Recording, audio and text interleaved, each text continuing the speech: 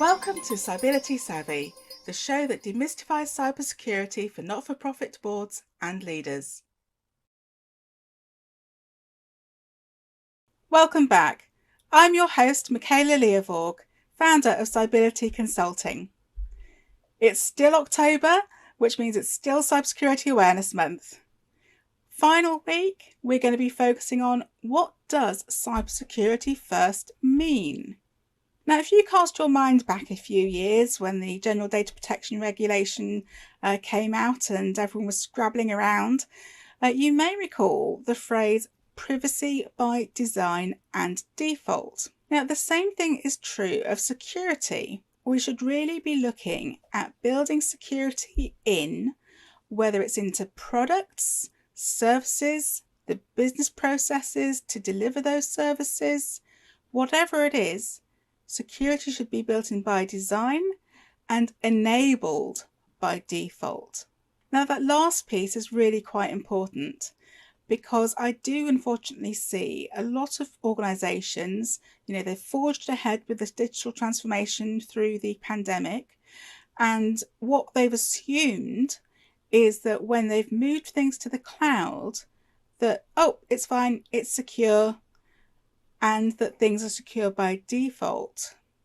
Now, unfortunately, historically, this was not always the case, and actually in some controls it's still not the case. So whether it was putting information into Amazon buckets and being misconfigured and being available to everyone on the internet, or whether it's Microsoft releasing a security feature but leaving it turned off instead of enabling it by default to help people.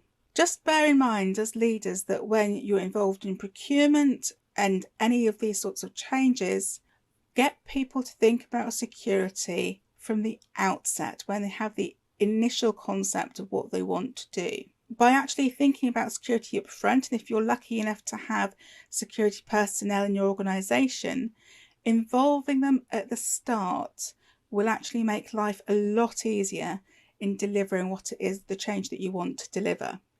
So as leaders, you are usually a project sponsor or project executive responsible for driving change through the organisation. This means that you are in a really excellent position to put cybersecurity first and foremost into the design. So that means having those criteria in the business case, because cybersecurity unfortunately does have a cost. It doesn't always have to be expensive, but it is there.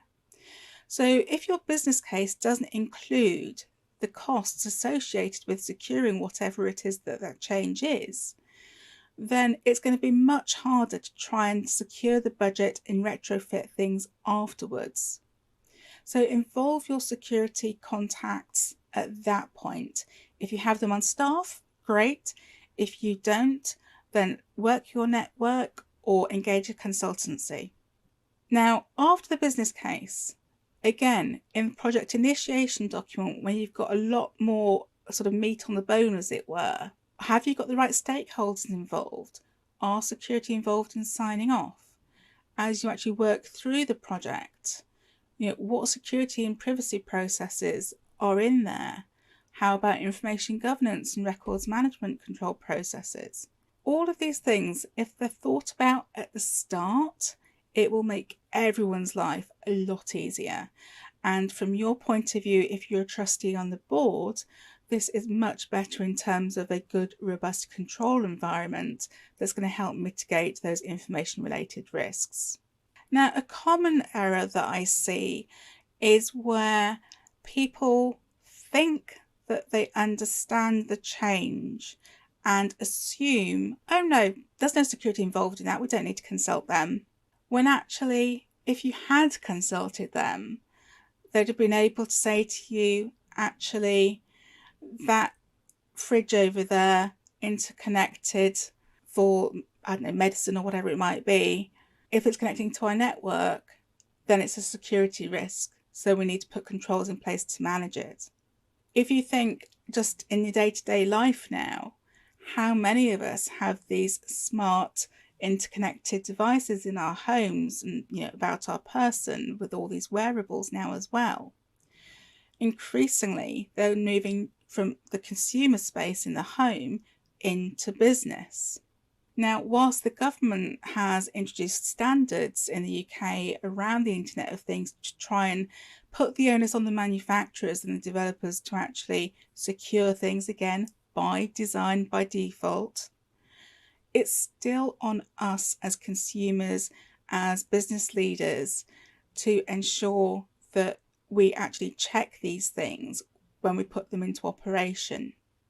So that might be changing default passwords, it might be getting familiar with the security controls that are available and determining are they on or off, little things like this. And again, as leaders, you don't necessarily have to do this yourself, but be asking the questions, is somebody doing this for you?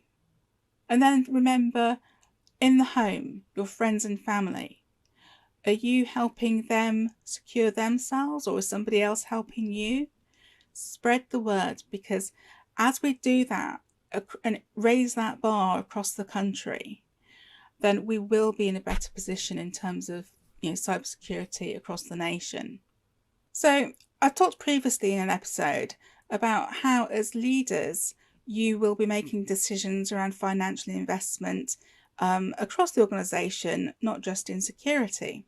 So something that I've seen a fair bit is where, as leaders, you've declared what the policy is and the board signed off on it, and the missing piece can be that financial investment or the communication to middle management of the financial investment available to them for security controls. For example, you might have decided that actually, because you've got lots of staff who are commuting, that they're allowed to do some work on a train to make the most of that time, because it's often, if they're travelling between sites, counted as work time. But are you giving them the tools they need to do the job?